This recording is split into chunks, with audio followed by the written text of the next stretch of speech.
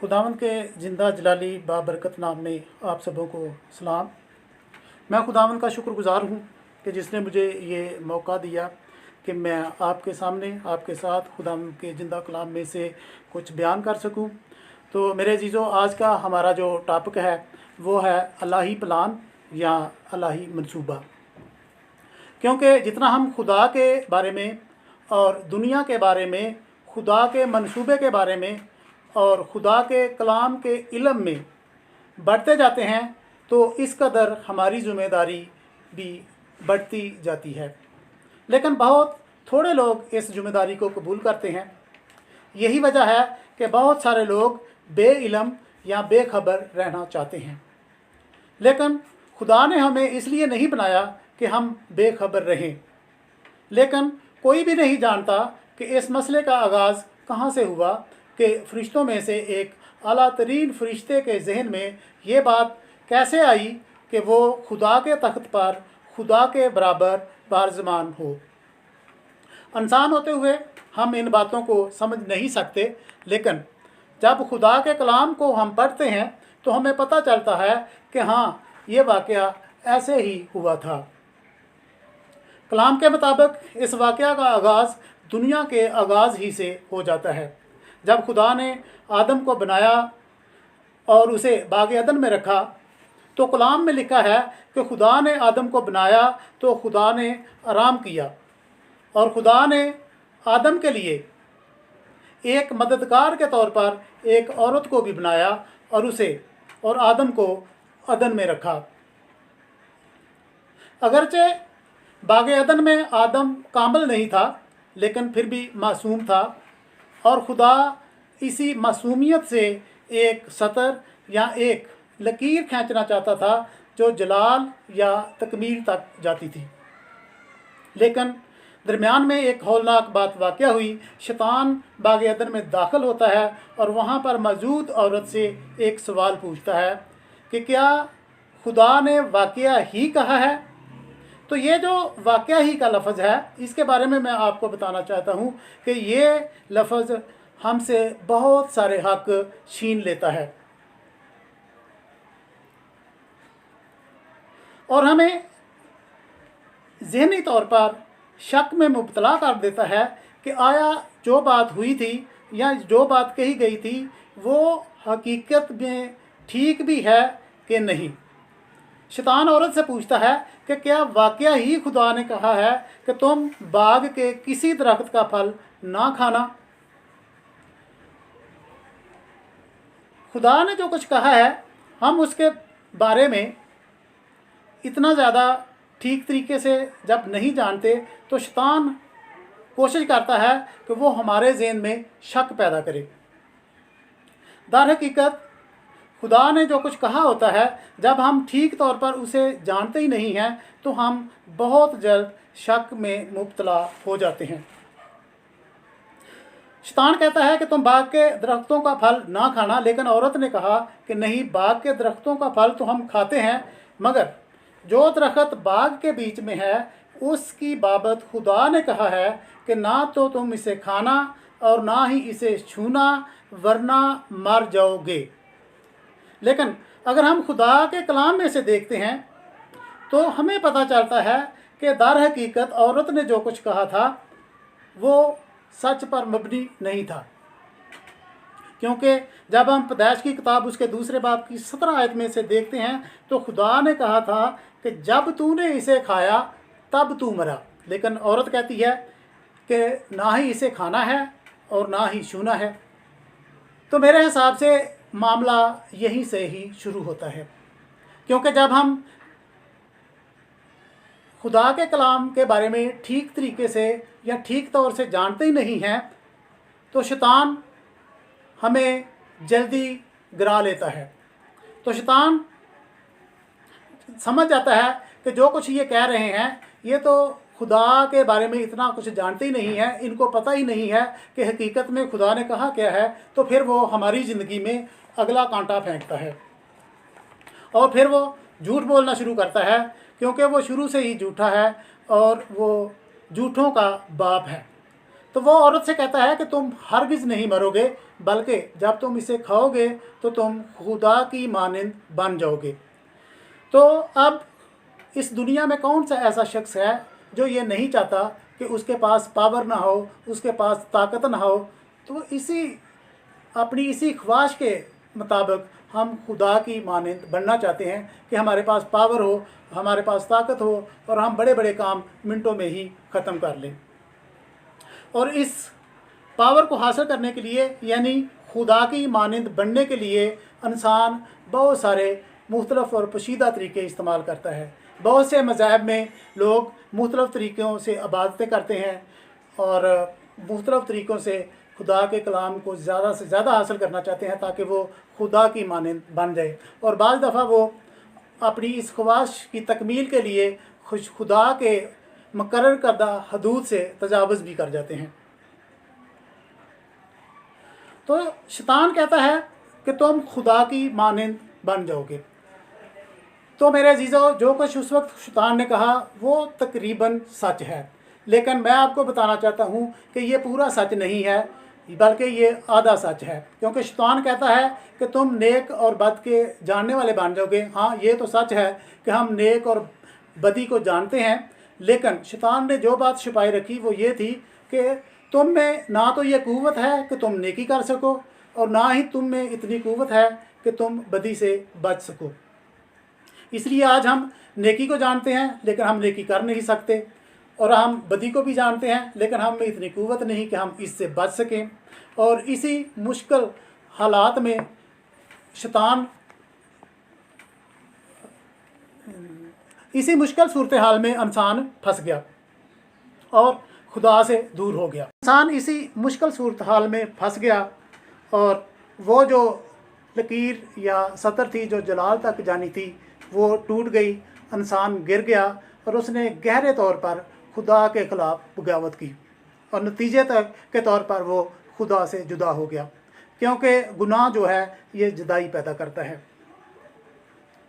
फिर खुदा बाग में आता है और वहाँ पे वो इंसान से एक सवाल पूछता है। बाइबल मुक़द्दस में दर्ज खुदा का ये पहला सवाल है कि तू कहाँ है। तो आज जब हम देखते हैं तो हमें इस बात का एहसास होना चाहिए और हमें देखना चाहिए कि हम खुदा के तल्लुक़ से और अपने आप के तल्लुक़ से कहाँ खड़े हैं। तो जब खुदा बाग में आता है तो वहाँ पर वो एक काम करता है, वो शैतान से मुखातब होता है और कहता है, और मैं इसको यूँ कहता हूँ कि खुदा ने तो अल्लाह ने जंग ही कर दिया। अब खुदा का शैतान के साथ कोई समझौता नहीं है और खुदा कहता है कि मैं खुदावंद यीशु मसीह को भेजूँगा जो तेरे सर को कुचलेगा। और बाइबल मुक़द्दस में लिखा हुआ है पैदाइश के 3 बाब की 3 आयत में कि मैं तेरी नस्ल और औरत की नस्ल के दरमियान अदावत डालूँगा, वो तेरे सर को कुचलेगी और तू उसकी एड़ी पर काटेगा। तो खुदा अपने इस मंसूबे को पाया तकमील तक पहुँचाएगा और इसके जवाब के तौर पर खुदा के पास खुदावंद यीशु मसीह की सलीब है। खुदा ने कहा कि मेरा बेटा एक दिन आएगा, वो सलीब पर अपनी जान देगा और शैतान के जो मंसूबे हैं और शैतान पर फतह हासिल करेगा और खुदा इस मंसूबे की तकमील के लिए काम करेगा। मैं इस मकसद के और इस मंसूबे के लिए बाइबल में से कई मिसालें पेश कर सकता हूँ। मिसाल के तौर पर जब काइन ने हाबिल को कत्ल कर दिया तो शैतान ने कोशिश की कि वो इंसान के उस दायरे को ही काट दे जिसमें से खुदावंद यीशु मसीह ने इस दुनिया में आना था, लेकिन खुदा और बच्चे दे देता है। फिर हम पैदाइश के 6 बाब में से हज़रत नूह की कहानी पढ़ते हैं तो उसमें हम देखते हैं कि शैतान कोशिश करता है कि वो दुनिया को रूहे ज़मीन से मिटा दे ताकि खुदावंद यीशु मसीह की जो सलीब तक का मंसूबा था वो पूरा ना हो सके। लेकिन एक शख्स खुदा के साथ साथ चल रहा था, नूह, और खुदा ने नूह को तकरीबन एक नामुमकिन काम करने का कहा। खुदा ने कहा कि तू एक कश्ती बना लेकिन वहाँ पे ना तो कोई दरिया था, ना कोई समुंदर था। लेकिन ये तो अच्छी खासी बेवकूफ़ी लगती थी। लेकिन मेरे जीजो, जो कुछ खुदा कहता है या जो कुछ खुदा फरमाता है, हमें उसे दिलो जान से कबूल करना चाहिए और उस पर कामिल यकीन रखना चाहिए। तो लोग हज़रत नूह का मजाक भी उड़ाते होंगे कि देखें, ये बाबा तो सटिया गया है, ये बाबा तो बेवकूफ़ है, पागल है, यहाँ ना कोई दरिया है ना कोई समुंदर है, लेकिन फिर भी ये कश्ती बना रहा है। लेकिन जब खुदा कलाम करता है तो हमें उस पर पूरे दिल से ईमान लाना चाहिए। इसी तरह हम आगे जब बढ़ते हैं तो बाइबल की हर एक कहानी को जब हम पढ़ते हैं, उसमें कई कहानियाँ हैं। यूसुफ की ले लें, हज़रत दाऊद की ले लें, नहमिया की ले लें, इन सब कहानियों में हम इन दोनों ताकतों को, इन दोनों कुव्वतों को आमने सामने पाते हैं। शैतान इस मंसूबे को रोकने के लिए काम करता है और खुदा इस मंसूबे की तकमील करने के लिए काम करता है। लेकिन खुदावंद का शुक्र है कि खुदावंद यीशु मसीह की पैदाइश हुई, तो ये दिन शैतान की ज़िंदगी का तरीक तरीन दिन था। और शैतान ने कोशिश की कि खुदावंद यीशु मसीह को हलाक कर दे। इसके लिए उसने बैतलहम के 2 साल के छोटे बच्चों को मरवा दिया। लेकिन खुदा ने अपने बेटे को इससे महफूज रखा और उसे मिस्र में भेज दिया। फिर आगे जब हम बढ़ते हैं तो उस वक्त जब खुदावंद यीशु मसीह बपतिस्मा लेकर जंगल में गए और उन्होंने 40 दिन का रोज़ा रखा, तो हम देखते हैं कि शैतान की और खुदावंद यीशु मसीह की मुठभेड़ वहाँ पे हुई। इस आजमाइश का अंदाज़ा तो हम इतना ज़्यादा नहीं लगा सकते कि वो उसकी संगीनी क्या थी, लेकिन हम देखते हैं कि खुदावंद यीशु मसीह ने बड़े अच्छे तरीके से खुदा के कलाम में से जवाब देते हुए उस पर फतह हासिल की। शैतान ने खुदावंद यीशु मसीह को कहा कि तू फरमा कि ये पत्थर रोटियां बन जाए। लेकिन जब इंसान को भूख लगी होती है तो वो कुदरती तौर पर बहुत ज़्यादा कमज़ोर होता है और उसकी ख्वाहिश होती है कि उसे खाने के लिए कुछ ना कुछ मिल जाए ताकि उसकी ये कमज़ोरी, ये जो लाचारी है, ये दूर हो जाए। तो शैतान यीशु मसीह के पास आके कहता है कि तू फरमा के ये पत्थर रोटियां बन जाए, तू तो खुदा का बेटा है, तू तो ऐसा कर सकता है, फिर तू क्यों भूखा रह रहा है। लेकिन यीशु जवाब देता है कि ये भी लिखा है कि आदमी सिर्फ रोटी ही से जीता नहीं रहेगा, बल्कि वो उन बातों से जो खुदा के मुंह से निकलती हैं। तो हमारी ज़िंदगी का जो दारोमदार है वो खुदा के मुंह की से निकली हुई बातों पर है, यानी खुदा के इस कलाम पर है जिसको हम रोज़ पढ़ते हैं और इसे हम रोज़ की रोटी की तरह लेना चाहिए। फिर दूसरी आजमाइश इससे भी ज़्यादा कठिन थी। शैतान यीशु को हैकर के किंगलों पे खड़ा करता है और उसे कहता है कि तू अपने आप को यहाँ से नीचे गिरा दे, क्योंकि तेरे बारे में लिखा है कि फरिश्ते आएंगे और वो तुझे अपने हाथों पे उठा लेंगे और तेरे पैर को पत्थर से ठेस तक नहीं लगेगी। तो मेरे अजीज़ों, ये फिर शैतान की एक चाल है, क्योंकि शैतान कभी सच बात कह ही नहीं सकता, वो हमेशा झूठ बोलता है। वो जब सच बोल रहा होता है तो वो तब भी झूठ बोलता है। आप देखें मेरे साथ शैतान के इस झूठ को। आप मेरे साथ निकालें ज़बूर 91 की 11 और 12 आयत। यहाँ पे लिखा है कि वो तेरी सब राहों में तेरी हिफाजत करेंगे। तो मेरे अजीज़ों, शैतान जो इस वक्त बात खुदावंद यीशु मसीह से छिपा रहा था कलाम में से, वो ये थी कि वो तेरी सब राहों में हिफाजत करेगा। तो शैतान कहता है कि अगर तू खुदा की राहों में से निकल भी जाएगा तो तब भी खुदा तुझे बचाएगा। तो ये शैतान का झूठ है। जब हम खुदा की राहों से निकल जाते हैं तो फिर खुदा हमारी हिफाजत नहीं करता, फिर फरिश्ते नहीं आते, वो हमें हाथों पे नहीं उठा सकते। इसलिए हमें कलाम को उसी अंदाज से, उसी हिसाब से लेना चाहिए जैसे खुदा के मुंह से निकला हुआ है, जैसे कलाम में लिखा हुआ है। औरत ने तो इस कलाम में कुछ बढ़ा दिया था कि इसे छूना भी नहीं, लेकिन शैतान ने इस आयत में इसमें से निकाल दिया था वो सब राहों वाली बात। और जब हम इसमें से कुछ बढ़ाते हैं या कलाम में से कुछ निकालते हैं तो इन दोनों सूरतों में मामला ख़राब हो जाता है और हम खुदा के काबिल नहीं रहते। इसी तरह उससे आगे जब शैतान एक और आजमाइश लाता है कि वो उसे ऊंचे पहाड़ पर खड़ा करता है और लोग दुनिया की शान और शौकत दिखाता है और उसे कहता है कि ये सारी चीज़ें तुझे मिल सकती हैं, लेकिन शर्त यह है कि तू मुझे सजदा करे, तू मेरी इताअत कर ले। तो शैतान दरअसल यीशु को कह रहा था कि तू बादशाह तो है, एक तरफ वो उसे दिखा रहा था उसकी सलीबी मौत, उसके दुख, उसकी तकलीफ़ें और हर तरह की चीज़ें, और दूसरी तरफ वो कहता है कि ये सारा कुछ करके भी तूने बादशाही बनना है, और इधर क्या है, तू बस मेरी इताअत कर ले, मुझे सजदा कर ले और बात ख़त्म और तू बादशाह बन जाएगा। बात तो एक ही है। लेकिन खुदावंद यीशु मसीह कहता है कि शैतान तू दूर हो जा, क्योंकि ये इन सारी चीज़ों की जो तलाश है ना वो गैर ईमानदार लोगों में होती है। खुदावंद यीशु मसीह ने इस आज़माइश पर भी फतह पाई। तो फिर आगे हम खुदावंद यीशु मसीह की ज़िंदगी को जितना भी आगे हम बढ़ते जाते हैं, देखते हैं, तो बहुत सारे वाक़यात हमें नज़र आते हैं। वो पहाड़ी में से गिराया जाना, और मतलब शैतान कोशिश करता है कि वो किसी ना किसी तरीके से खुदावंद यीशु मसीह को सलीब तक जाने ना दे और उसे रोक ले। और इसके लिए जो आखिरी आज़माइश थी वो गतसमनी के बाग में थी, जब खुदावंद यीशु मसीह ने खुदा से कहा कि ऐ बाप, हो सके तो ये प्याला मुझसे टल जाए। तो क्या ख्याल है, खुदावंद यीशु मसीह ये सलीब से बचना चाहते थे, इसलिए ये बात कर रहे थे?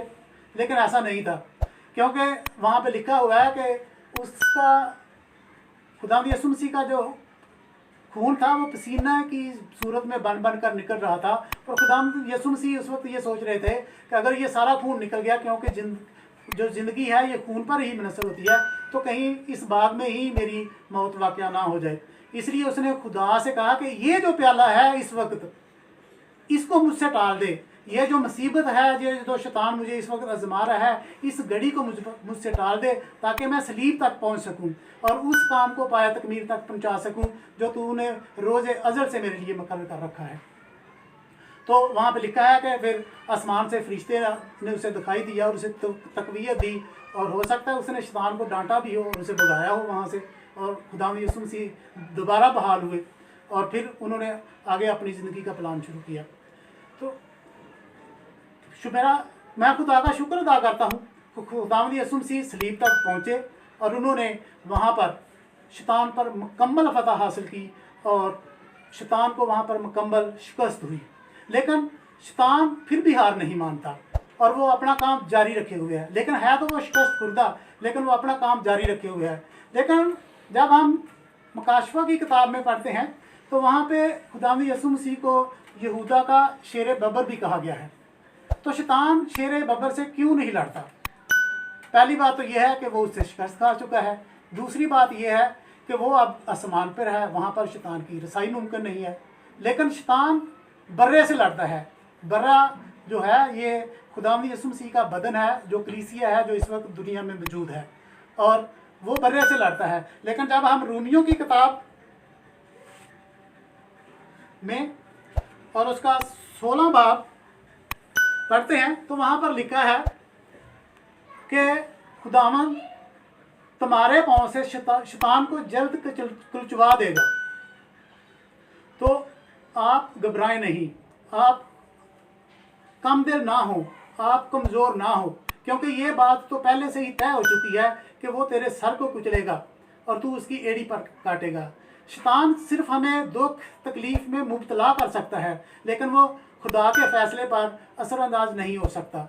वो इस टाइम को आगे पीछे तो ले जा सकता है, लेकिन हितमी फ़ैसला पर कभी भी असरअंदाज नहीं हो सकता और कभी भी वो हम पे फतह नहीं पा सकता। हमें खुदावंद यीशु मसीह के नाम में आगे बढ़ना है और रूह के सारे हथियारों को लेकर हमें शैतान पर हमला आवर होना है और उस पर फतह हासिल करनी है। खुदावंद यीशु मसीह के जिंदा बरकत और जलाली नाम में इस कलाम के वसीला से हम सबों को बरकत दे। आमीन।